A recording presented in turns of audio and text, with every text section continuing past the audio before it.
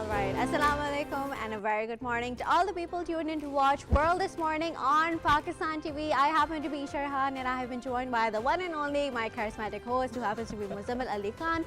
And we are welcomed and very happy to experience such a warm, bright Wednesday morning. But do not be fooled by the bright, sunny rays of sunshine because the cold is creeping up on us. Make sure to grab that extra layer. Make sure to grab that coffee. Make sure to grab that breakfast that you really want to stay warm and healthy.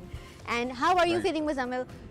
I am feeling good and I'm feeling great. You mentioned coffee. Don't forget your soups in the evening and warming your water up before you go and wash yourself at the end of that day. Anyway, with this health advice and the advice for the Mosam and the weather, we have some important developments globally right now, and we are bringing you this news filled with information show that is World This Morning, and not quite filling his shoes, but in his place still he's gone on a vacation. I am Muzammil Ali Khan and Shahzad Khan will be back shortly. Now, with that said, we are going to discuss a few important developments. At the forefront of all of it is Shanghai Cooperation Organization, the Council of Heads of Government meeting in Moscow, Russia. Pakistan is going to be presenting its stance, and with the stance presented by Deputy Prime Minister Ishaq Dar on the international stage that has taken place in Moscow, the summit in Russia.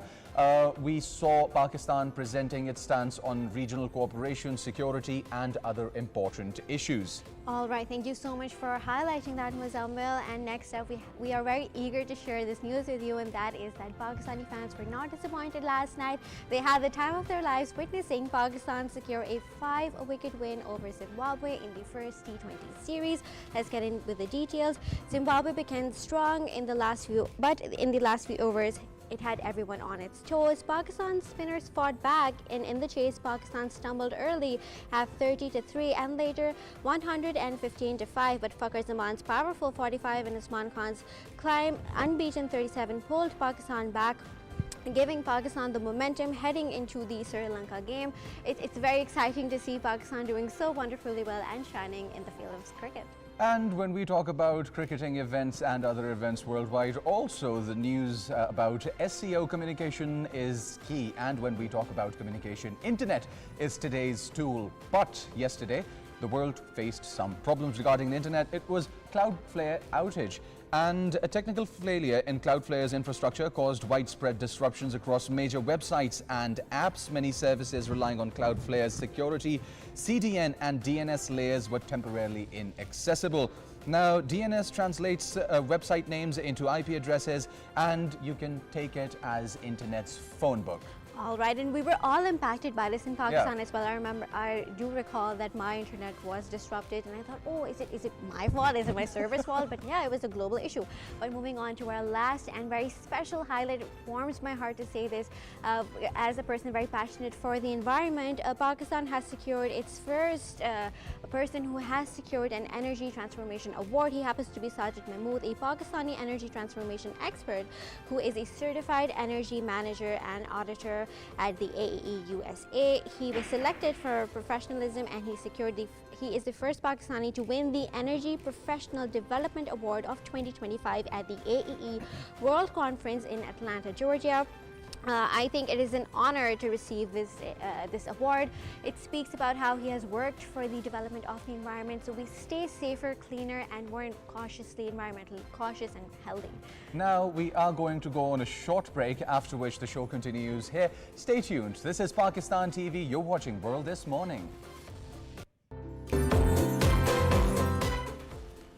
All right, so welcome back, and here we have our esteemed guests when we want to talk about certain important issues we are going to be addressing today. Dr. Aqab Malik, geostrategic expert, and Shanghai Cooperation Organization is the target that we want to get at right now. What Pakistan mentioned and the direction that Pakistan is moving in. First of all, sir, thank you for taking your time out, and it's such a pleasure having you here. Thank you.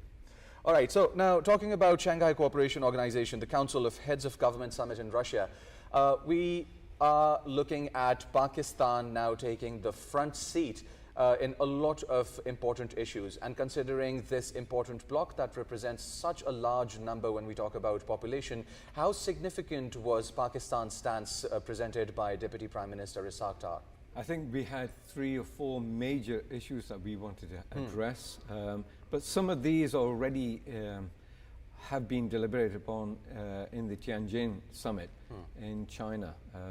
That was at the end of August, beginning of September, where the heads of governments were there. Mostly the heads of governments are in this particular summit as well, in Moscow, but we are represented by the Deputy Prime Minister there. So it is feasible. Now, a lot of the things that were discussed in the previous summit are now being used in this particular summit to operationalize the decisions that were made. For example, the SEO Development Bank, which is going to be fundamental for the needs of Pakistan, for example, and we've been pushing for this. The idea is to increase the capacity of Pakistan to provide alternatives for itself to Western institutions, for example, and the hold that they have on us, especially our debt relief and other issues that we have. And I think that's very well known.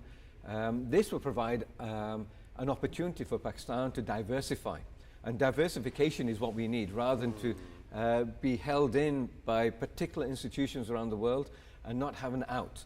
And I think being a key player now in the global and especially regional environment in Asia, we need to look at our future. And that comes to another thing that we've been pushing, for example, the youth hub. Now, the thing about the youth is that that's our future. 60% of our youth is under 30, under population that is. And if we don't consider the future of Pakistan, which is right now, we're going to fail in this. So we have to consider their needs and how do we tap this big human potential that we have. And this is reflected, by the way, in Western analysts. For example, Moody's, which is a financial institution, has predicted by 2075 that we will be the number 5th economy in the world with in excess of 13 trillion GDP. Wow. Only though, if we tap into our future population. And this is where we really need to move. So the suggestion is having an SEO university consortium where our students, our youth can take advantage of the opportunities that are available throughout the different member states and partner states in the SEO and wider region, for example, as we integrate further into Asia and other countries that are willing to be part of this organization. And that links into BRICS as well, which we're not part of in real terms. We're not a member of that, but that is a potential because we have to extract ourselves from the previous hegemony that we're in. And so the changing power dynamics in the world are playing a part in this. And our future in this country is our youth, and we need to appreciate exactly what they're thinking, what they want, what their needs are, what their future aspirations are in the world. If we don't do that, we will fail. So we need to start thinking right now about 20, 30, 40, 50 years, maybe more, till the end of the century, and how we're going to navigate the global environment, the shocks that we might have in economic terms, which try to mitigate, but also the natural disasters that we're suffering from because of the climate change and the increasing impact, especially in this region. And I'm not going to give you a frightening summary of this, but I am a geographer as well. So 2060 or 2070, we're looking at average temperatures in the summers up to 60 degrees C, where life can't exist for plants and animals in what we do. So we need to think about this right now and make significant noise in the world about changing the dynamics of the way we pollute our atmosphere and our environment, because we are suffering more than any other nation proportionally. In real terms. Definitely. Climate change should be at the utmost importance of the issues that we address during these summits. And I think you highlighted very wonderfully well how Pakistan's youth is the future, and as the SEO University Network is going to be expanded, especially in AI, IT, and with people-to-people connections, water management. It's very, very great to know this. But it brings me to my next question regarding that.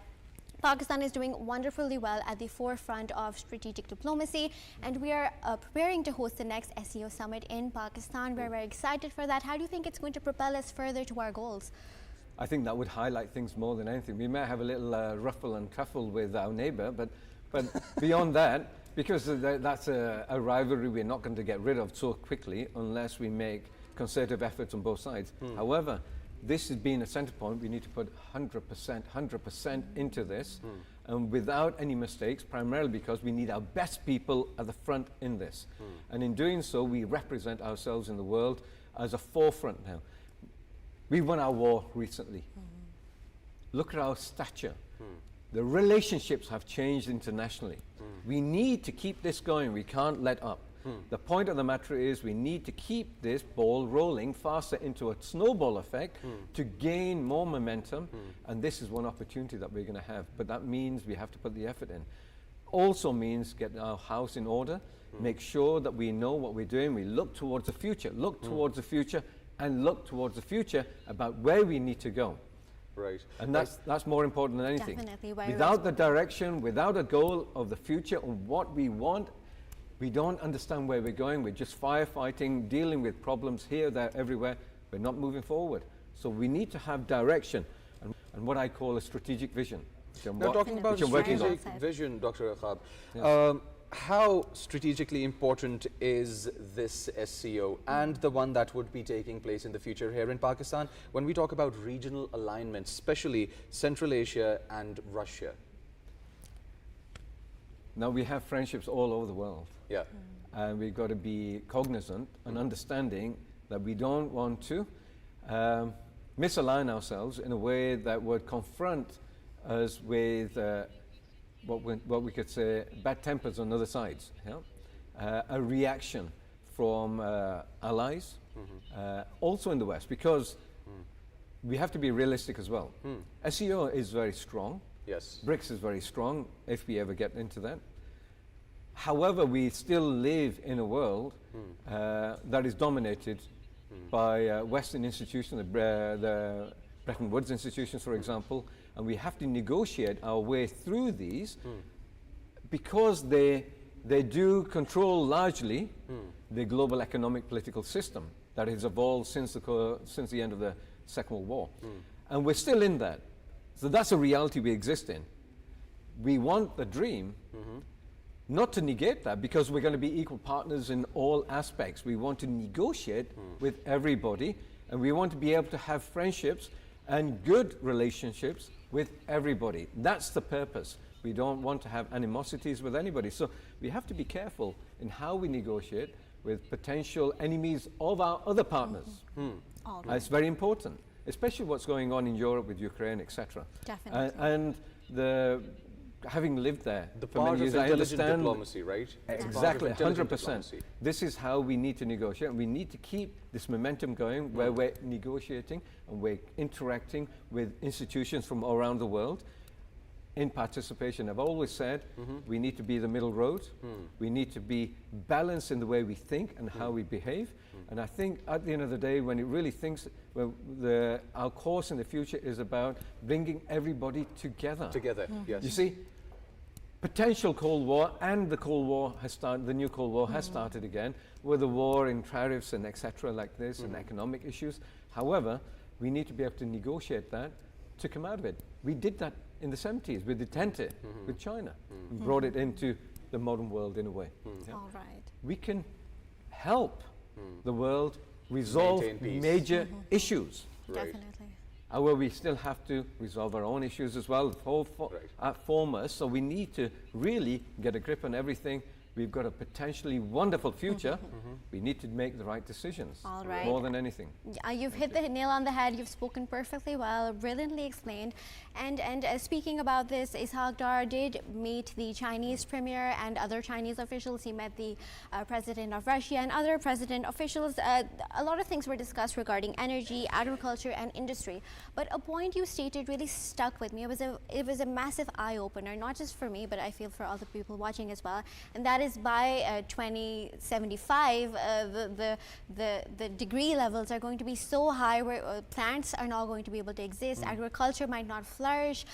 Do you think just going to these summits and talking about it is actually going to help change things, or are things being implemented to actually bring about the right change? Now, there's an unfortunate circumstance here with a partner who's refusing to accept what's happening in the global environment, where the rest of the world is completely unanimous with. And in fact, China has drastically changed. I've been going to China many times, and I've seen a massive change in the pollution levels, for example, their green policies, what they're trying to do. I know there's a lot of work still to do. We have a lot of work to do in our country as well. And we need to push for this. It's not just a blame game anymore. It is a global issue. We're all to blame to some extent, but we all have to also work together to produce a better future for everyone in the world. We're looking at potential disasters, and you can see that they're happening. Global climate change is a fact. It is happening, and it is affecting us very negatively every year. And we suffer with many deaths, thousands upon thousands of deaths, floods. There are a lot of issues. Billions of dollars in losses. You can imagine at that time in 30, 40, 50 years, what the impact will be such high temperatures. Glacial melt, a massive effect on monsoons. Yes. One of the biggest issues is the monsoons here. You know? You're not going to have the winds coming down from the north, the colder winds. You're going to have drastic rain. Falls coming from, it's going to be absolutely unpredictable. Nobody can really tell what's going to happen, but it's not going to be something that we can sustain as a population. And that includes where we can partner in with Northern India, could be devastated as well. So we have to look at a common future in this region. With our neighbors as well. Partner who doesn't agree with quite a lot that you have to offer, it's a difficult task. But what choice have we got? What choice have we got? We're both going to a fire, and we've got to extract ourselves, and we can together. Doing it separately is going to be extremely difficult. We have to partner up in many different ways, and that's one of the things that we build partnerships with in different companies or countries. Sorry, is institution building, and this is one of the biggest things that we need to look at. We look at relations with countries, but countries can change, but the institutions that they set up around the world. We build those institutions up, we work with those institutions, we build ourselves up as a result, and we benefit from it.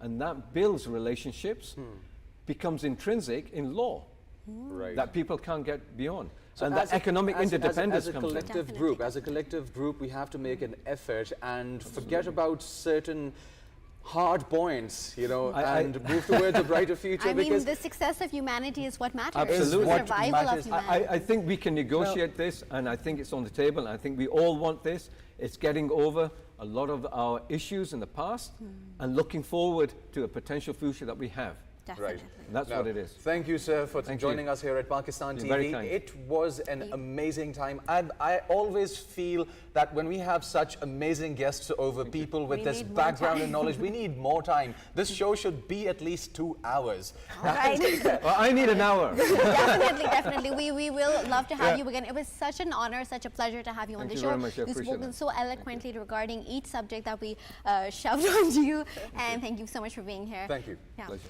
Now, when we talk about the future and the future of the region and the global future, the point to be discussed is Saudi Crown Prince Mohammed bin Salman's meeting with the US President Donald Trump.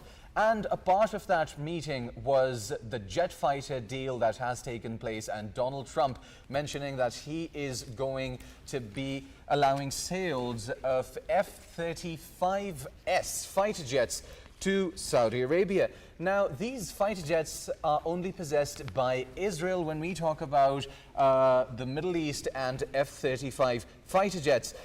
And the Saudi Crown Prince Mohammed bin Salman announced that $1 trillion will be invested in the United States over the next year. 365 days, that is a short time for $1 trillion, marking one of the largest foreign investment pledges in the United States history.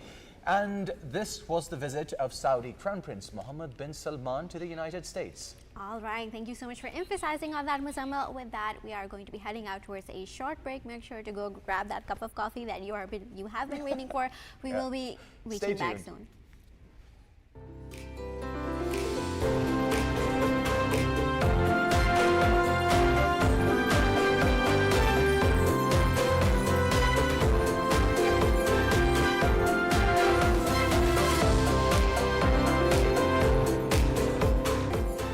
Alright, welcome back to all the lovely people who stay tuned to watch World this morning on Pakistan TV. We hope that this break was a refresher for you and you did grab that cup of coffee or that little muffin that you did want to eat. We have some exciting news to share with you. Let's get started with some eager news stories that we have out for you. First things first, a technical glitch involving an Indian LCA Tejas fighter jet at the Dubai Air Show 2025 triggered a wave of memes and online mockery after footage of the incident went viral.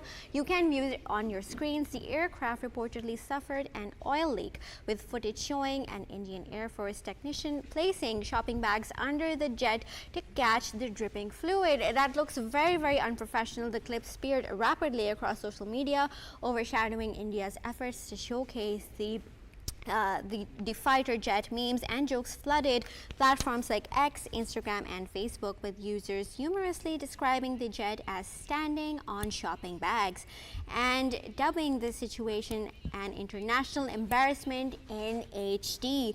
Many memes compared the aircraft to leaking taps, budget cars and DIY repair projects, and some users even created a parody videos to complete with laughing effects. I mean, it shows the unprofessionalism. You know, imagine spending billions of dollars on an aircraft and imagine working hours on end for years and then having this oil drip on an international air show.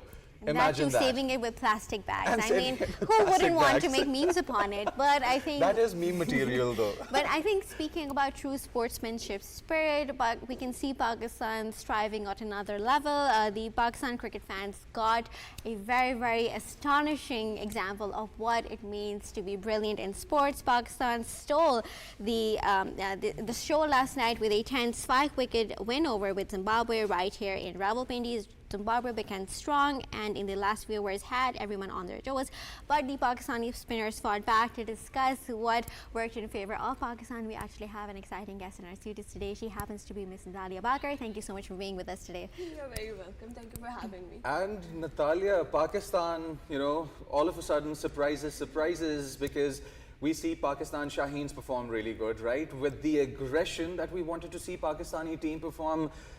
But that wasn't reflected in our international team.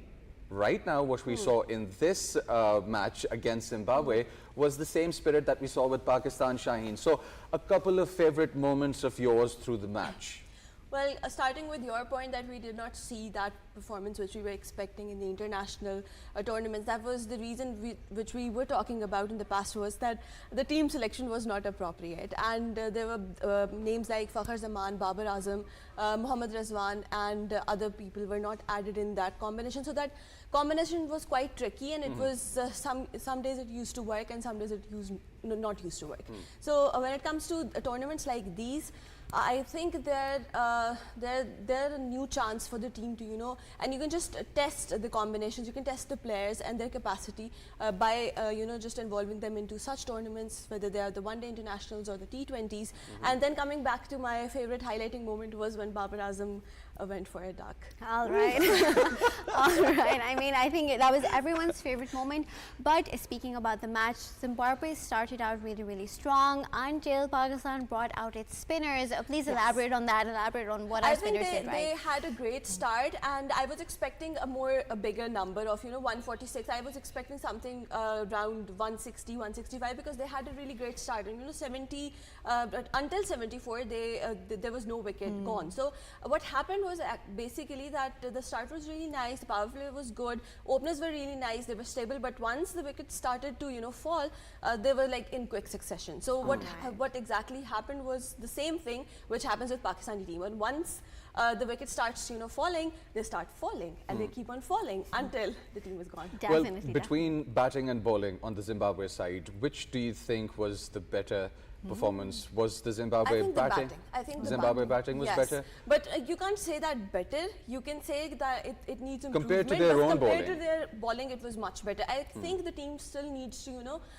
understand the pitch conditions. They should, and they are. I guess there's a need of them to adapt to the pitch conditions. They're And still like not Isha understood that. mentioned, until the spinners came out on the Pakistani side. Pakistani side did a great job, with bowling. Pakistani side has a very stable bowling line, and whatever is happening nowadays, all the wins, all the T20s, all the one-day internationals, all the good scores, that is because of the bowling. So we need to work on our pace. We need in to bowling. work on our batting. We need to work on our batting. Do you like to bat or bowl? I think ball is much better. At least it's going to get something out of it. Batting wouldn't work anyway. I think someone has asked me the same question, and I can say this on live TV that I am a horrible batter. For all the people who have played cricket with me have witnessed this. But speaking about cricket once again, about the Pakistani team, Mohammad Nawaz finished beautifully with style, with back-to-back boundaries, giving Pakistan the confidence that it needs to face Sri Lanka soon. And what do you think is going to happen in the Sri Lanka clash? I think Pakistan would do amazing. Pakistan had been doing amazing in all of these tournaments which are happening.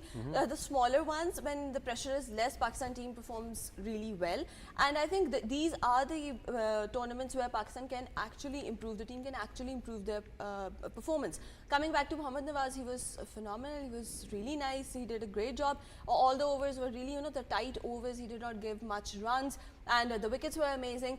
What I want to point out a little bit is the performance of Fahim Ashraf. From a long time, I have not seen anything, extraordinary happening because I have not heard of any phenomenal thing he has been doing. Maybe it's just a little time he's taking to, perform much better by, practicing in these tournaments. But I think Fahim Ashraf needs a little bit of improvement We as well. love to have a positive outlook. The views that you present are just very, very exciting. And speaking about this, Natalia, you have seen the match up close, you viewed it, you have an analysis prepared. Who would you deem in your mind as the man of the match? I can't say it. Controversial, right there. We have like phenomenal players.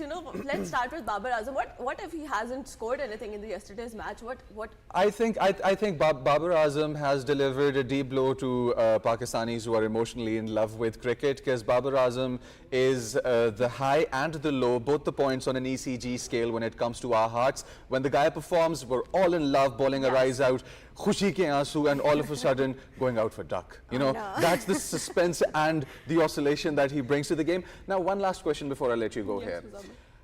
The turning points in the match between Pakistan and Zimbabwe tell a telling tale of our players.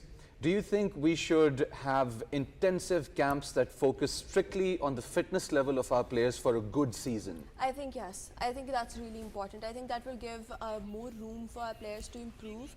And fitness-wise and physical fitness-wise, we really do need to meet international standards. And our players do lack in physical fitness. So these camps and also that local tournaments are going to work for them as well. They give give a chance for team to get better, for the players to get better.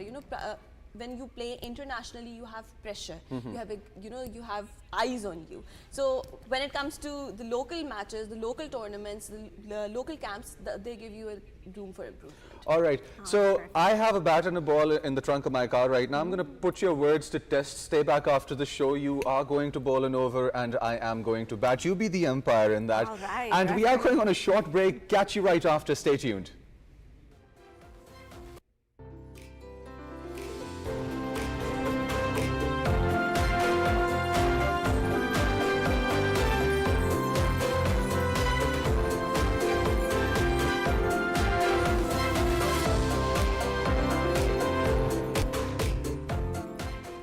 Welcome back to all the lovely people who stayed tuned. And for this important segment, we are going to be highlighting a major issue that impacted not just lives globally, but also here in Pakistan. What actually happened on Tuesday was that a major portion of the global internet was disrupted because of an issue that Cloudflare faced, one of the world's biggest internet infrastructure companies, which suffered an internal technical failure. In Pakistan, the outage report started around 4:10 p.m. with thousands of users unable to use whose apps access websites, the Pakistan Telecommunication Authority monitored the situation and confirmed that it was a global issue. And today we are going to be understanding how a company like Cloudflare could experience such a technical error and a glitch that caused a massive failure worldwide. To discuss this issue in depth, we actually have Dr. Mehdi Hassan, Chairman of Computer Science Department at Air University. Thank you so much for joining us today. Thank you very much for inviting me to this show, and good morning, All right. Pakistan. All right, thank you so much, Dr. Mehdi. It's an honor to have you on the show here today. Please explain to us that thousands of people across the globe and in Pakistan faced was essentially an internet failure with ChatGPT going down, different websites going down. What exactly caused this in simple terms? First of all, we need to understand the Cloudflare and its working mechanism. Cloudflare actually is a content delivery network company. So it is a US-based company which is providing the fast and quick services and access to the websites. So it is also providing the security as well, such as DDoS and web security, so DNS. So these securities are being provided by the Cloudflare as well. So as you mentioned earlier, yesterday on November 18, 2025, there was a breakdown globally to the Cloudflare services. So it affects Pakistani users as well. As you mentioned that the ChatGPT, the X, formerly known as Twitter, and other tech companies also affected by this Cloudflare breakdown. All right. You've explained that brilliantly well. And one thing that I was very curious about is DNS. What exactly is DNS? It is known as the address book of the internet, but help us explain what happens when it goes down and why is it so essential? Now, before you mention this, add to that question. If it's the phone book, in plain and simple terms, of the internet, how can Pakistan work and produce institutions or establish institutions that come up with robust products of the future when we talk about the DNS? This is actually a very great question. The DNS is the domain name system. So actually, it is the system that will identify the web addresses. In fact, so these web addresses are passed through the Cloudflare, and Cloudflare then secure these services and provide a robust access to the website. So actually, as mentioned earlier, it was a global problem. So Pakistan need to think about it that we are dependent. Actually, the world is dependent on maybe the 2 to 3 or 4 companies. So Cloudflare has a large market share as well. So it is approximately 20 to 30% of the global market is captured by this Cloudflare. So the Pakistan need to think that either we depend on such global companies, or we need to go some indigenization of this, the replication of these companies, just like Cloudflare. So being a part of computer science society and tech companies, so we have the capability, Pakistan has capability, and Pakistani people and Pakistani scientists can develop such system. So we need ice breaking as well from the government side as well. So if government may intervene in this, and we need and asked to develop such systems, so we are capable enough. We can develop such systems as well. All right. And Dr. Mehdi, thank you so much for explaining that in great depth. It was very wonderful. But one thing that really concerns me, and not just me, I think everyone across the globe as well, is that only a handful of companies are giving this widespread internet access to the globe, right? So first things first, it's Cloudflare, then it's Amazon Web Services and Microsoft Azure. And speaking about Amazon Web Services, I remember just last month, me and my co-host did a show on how the Amazon Web Services had a breakdown, a failure, which caused internet disruptions across the globe. And now this month, it is Cloudflare facing the same issues. What does this say about digital reliance, especially for Pakistan's side, upon such companies which can go down anytime? Actually, this, as you mentioned, that Amazon Web Services and then now the Cloudflare. So these breakdown when these breakdown occur, so it affects globally as well as Pakistan. Actually, as a Pakistani, we need to think that either we will be depending upon such single systems or a single market player, or we need to develop some indigenized product. So I would recommend that we must go with the indigenization, because the every control and every you see the code and the architecture of the system will be in our hands, so we can play better even and provide the services to other companies, to other countries as well. All right. Right. And it is such a big hassle when major services like these get disrupted. They impact businesses, students, and I mean people like us as well. And speaking about this, can you please emphasize on what can people do to actually counteract this, right? So, for example, if there's a business or if there's a school, if there's students, what can we do on a larger scale to actually combat this or maybe not go through this issue? Okay, actually, this problem can be resolved in 2 to 3 ways. The first one is that the companies, the big companies and the government companies, the government organization must have you see the rerouting system. So if one system is not responding, so at the second tier it will shift toward the other system, to the second system. So and the second thing is that when the access to the media and when access to the information is restricted due to the tech failure, so at that time, I think the students and the people of Pakistan may not panic. So the big companies will immediately intervene, and then they immediately solve and identify the problem and solve that problem and provide the services to the people in. Right, right. Thank you, Dr. Mehdi Hassan, for the insight into this important matter when it comes to communication and communication globally, about how internet works and what are the future steps that should be taken to mitigate such issues.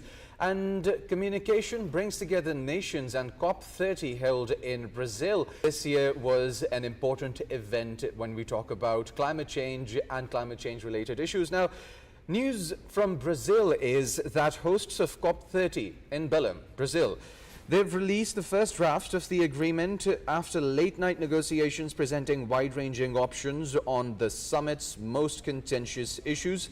These contentious issues involve fossil fuel transition and the climate change, also with the trade measures. Now, the document is 9-page global material text, and it reflects deep divisions among the nearly 200 nations, including a split between countries backing a roadmap for fossil fuel phase-out and oil-producing states. Now, oil-producing industry is one of the biggest, most lucrative industries globally when we talk about businesses.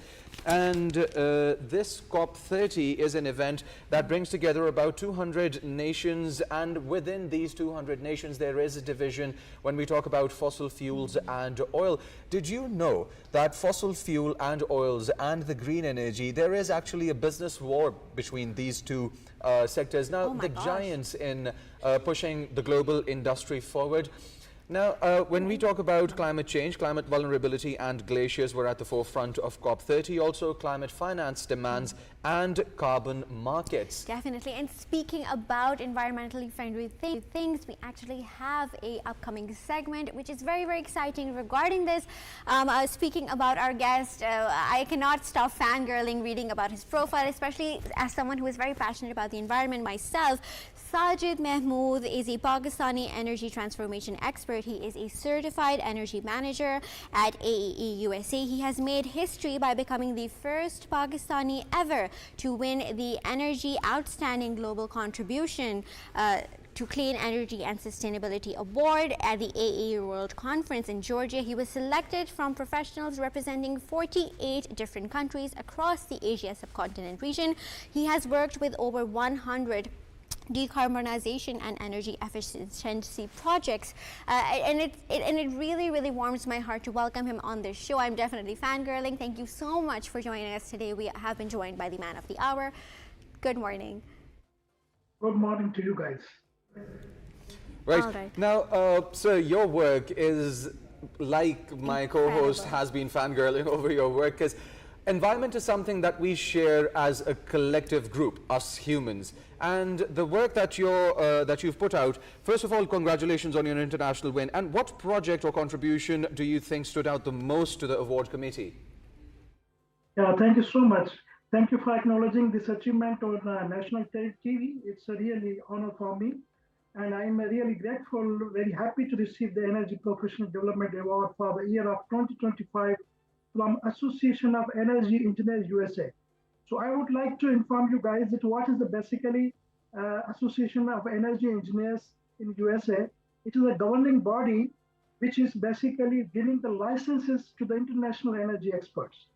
So I have been working with the AE USA since 2016, and I have also achieved the Energy Innovator Award in 2022, and this year I received the award of Energy Professional Development Award for the 2025, but in subcontinent region. So it means a lot recognized in the Asia subcontinent category. For me, it's a real. All right, I think there is a little bit of technical difficulties, but what I'm very eager to know from Sajid is about, he has held a lot of different experiments and projects regarding decarbonization. What experiment kind of stood out the most, and how can we actually implement these in our lives here in Pakistan, right? So when we talk about small and medium enterprises, that is one sector that requires a lot of push, and manufacturing costs go significantly higher. A lot of expensive products right at the manufacturing stage, which takes away profits from the end product and harms businesses in a very negative manner.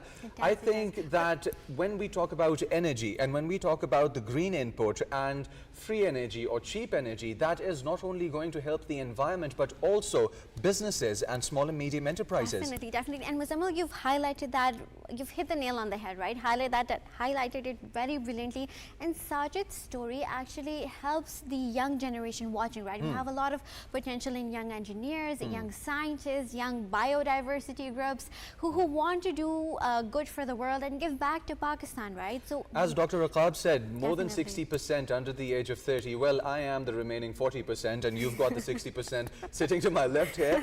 I wish. Because you know, the important thing is, if you don't facilitate your own future, that is the youth and the businesses that the youth would be stepping into, you are actually effectively blocking yourself from achieving the success that you can and creating an easier life. All right, and all right, let's go back to Sajid. Sajid, are you here with us again? I'm very sorry for the interruption. It's absolutely all right. We were just so eager to talk to you, and what we're really curious to know about is that you've worked on more than 100 decarbonization and energy efficiency projects. Which project was your favorite, and which one do you think is the most efficient? Actually, I'm working almost, you can say, more than 2 decades. I have been involved in the energy audits, carbon mitigation projects, capacity building of the different energy managers across many sectors. But the most important nowadays, the project is working, nowadays we are working on the carbon credits. So we are working for different forestation schemes and the reduction of the emissions of the different factories. So nowadays, most focus of the industries, and we are focusing on the reduction of the carbon emissions. All right, all right. You've highlighted that brilliantly, Sajid, and it is such a great motivation to have you as a figure that young students, that young people are going to look up to. And that brings me to my next question: is that, do you have any message for all the young engineers, young biodiversity enthusiasts who want to pursue the same field of clean energy that you have pursued? Yeah, of course. Nowadays, I would definitely recommend it to youngsters. So that this is nowadays a turning point for the Pakistan energy industry. So there's a lot of awareness, technology, and policy momentum is going on. So more of the industries are going to adopting the energy efficiency measures. They are adopting the renewable energy, and they are following the international standards like ESG, like the carbon reporting. So it's a good time for the young engineers to penetrate in this market. And this market is very versatile market, and I believe with the besides the artificial intelligence, the energy is a sector which is growing day by day, and especially the sector for the data centers. So data center is basically very crucial for the artificial intelligence running on the back. So if the young engineers go moving towards the ESG carbon reporting and especially the working on the reduction of the heat and water in the artificial intelligence data centers. So I believe there's a great potential for the young engineers and they should go for the different type of the certification like I did, certified energy auditor, certified energy manager, certified carbon credit manager. So there's a lot of things that young people can move forward on. Definitely. Sajid, thank you so much for being here. And once again, from us to you, a very hearty congratulations and a very deep thank you to you for rising Pakistan's name on a global stage in a very positive manner. We need people like you. We need the youth to be like you. Thank you for being a leading figure and an innovative figure. It was wonderful to have you on the show, and it was very motivating to witness someone achieve so much in the name of environment for the global success of humanity. And I think this is a positive reminder and message for all the people out there. Do not only work for yourselves, work for the survival of humanity, work to give smiles, work to give back to the community. And with that note, we are going to be ending this morning show. Thank you so much for joining us, and catch us live tomorrow at 10 a.m. We will be waiting for you. Bye-bye. Bye.